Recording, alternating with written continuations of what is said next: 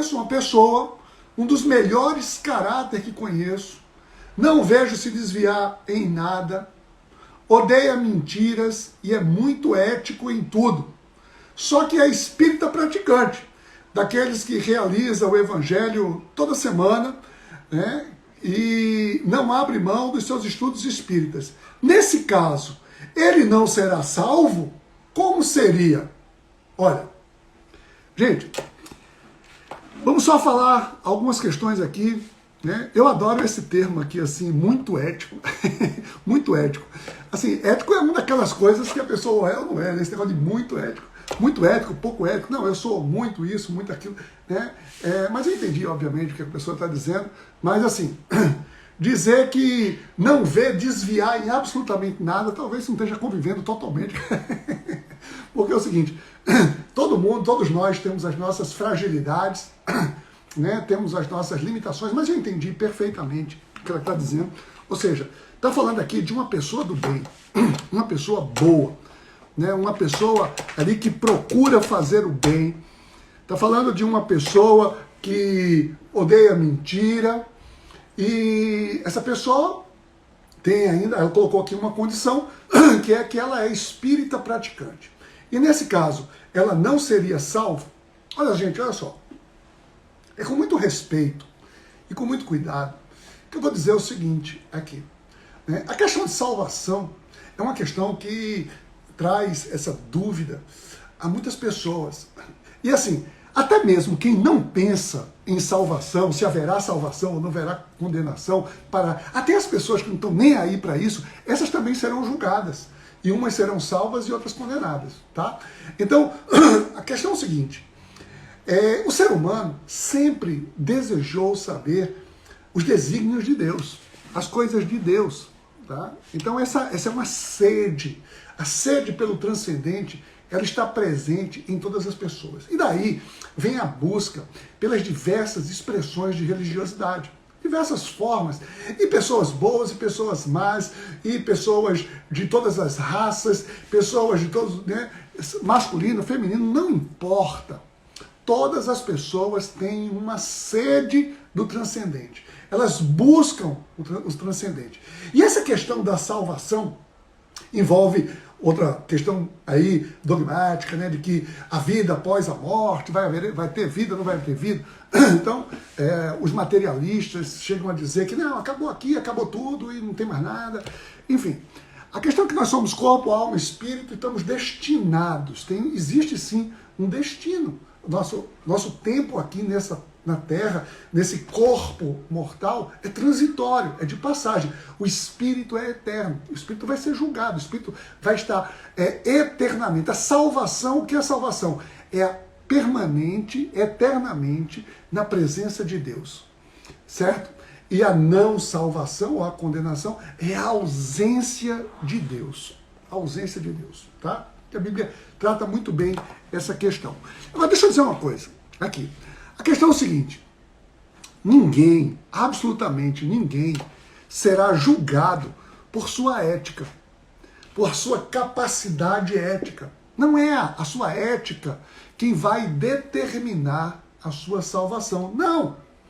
E assim, e com muito respeito, a gente precisa dizer assim, sem nenhum tipo de prepotência ou arrogância, eu preciso entender que não compete a mim julgar ou determinar quem será salvo e quem será condenado. Isso não me diz respeito. Isso é puro julgamento, e esse julgamento, ele é condenado por Jesus. Jesus condena esse julgamento. Aliás, foi o próprio Jesus quem disse que não nos compete separar joio do trigo para que a gente não cometa injustiça. Compete ao Pai no dia do julgamento fazer essa separação. Tá bom? Então, eu preciso entender isso. Agora, Jesus, ele vem ao mundo como um plano de Deus, ou seja, esse Deus que todo mundo procura, que todos desejam a salvação, esse Deus teve um plano. E não é um plano exclusivo, né? Não é uma coisa exclusiva dos cristãos, não. Jesus não veio para cristãos, Jesus veio para toda a humanidade, para toda a humanidade.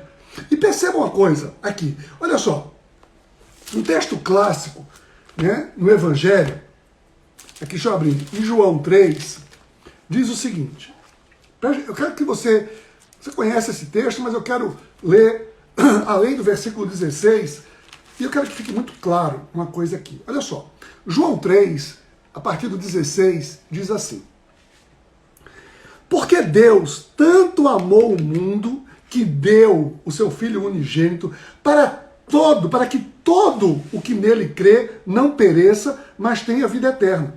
Pois Deus enviou o seu Filho ao mundo não para condenar o mundo, mas para que este fosse salvo por meio dele.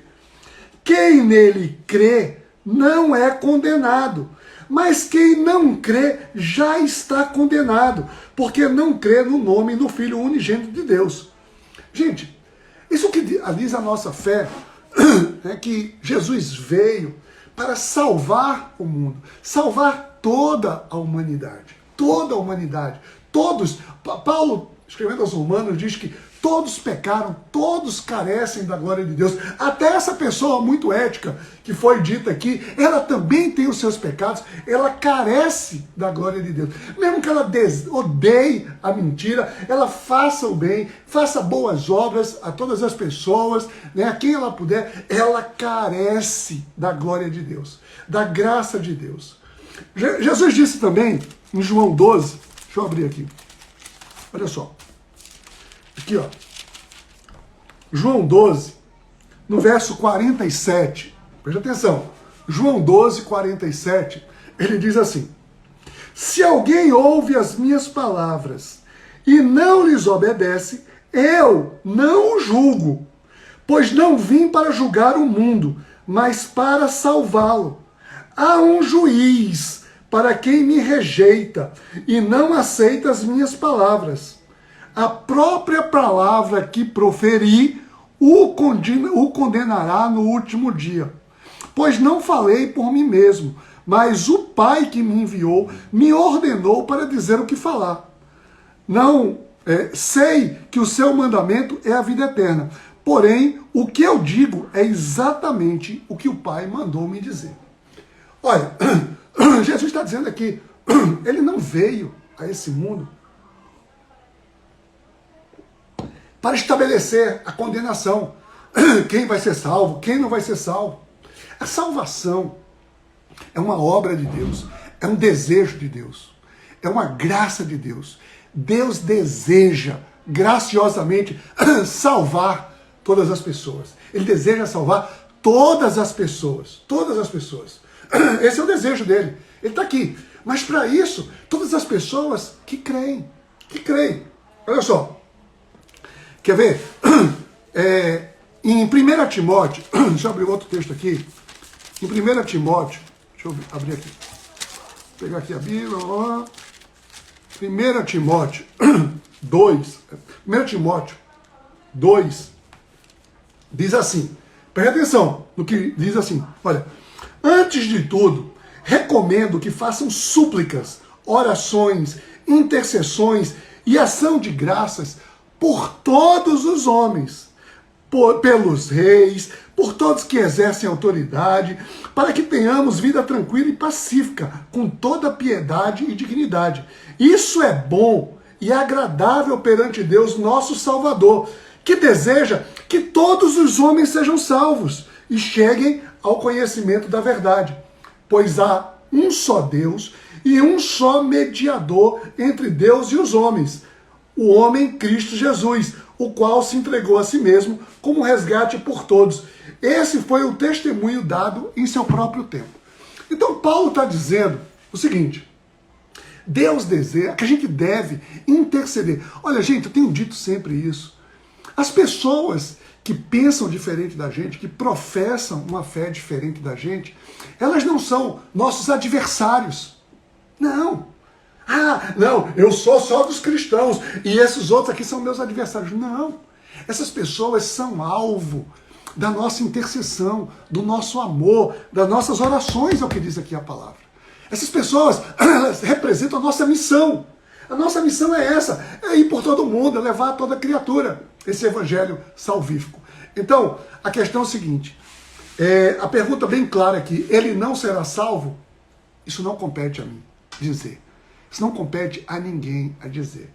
Mas compete a gente entender o seguinte, o que ele está dizendo aqui é o caminho para quem vai ser salvo. Ou seja, as pessoas precisam encontrar a Jesus. Tá? Lá em Efésios 2, Paulo diz o seguinte, 2:8. Pois vocês são salvos pela graça, por meio da fé. Isso não vem de vocês, é um dom de Deus, não de obras para que ninguém se glorie. Porque somos criação de Deus, realizada em Cristo Jesus, para fazermos as boas obras, a qual Deus preparou para que andássemos diante dela, praticássemos.